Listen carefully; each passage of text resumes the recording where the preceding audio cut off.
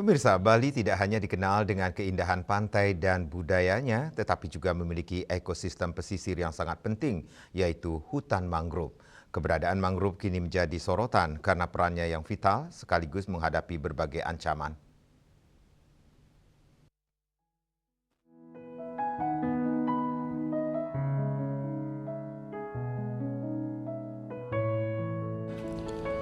Hutan mangrove di Bali memiliki fungsi ekologis yang sangat penting.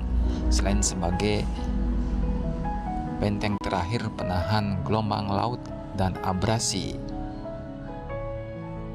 mangrove juga efektif menahan tsunami dan bencana banjir rob.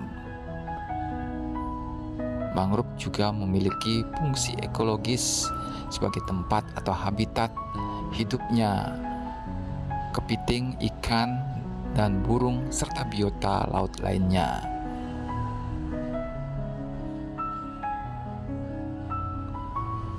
Mangrove juga berfungsi sebagai penyerap karbon yang efektif, sehingga mampu mengendalikan perubahan iklim.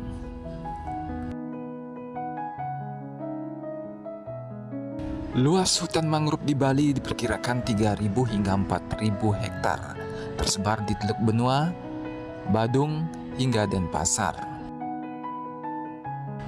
Namun luas ini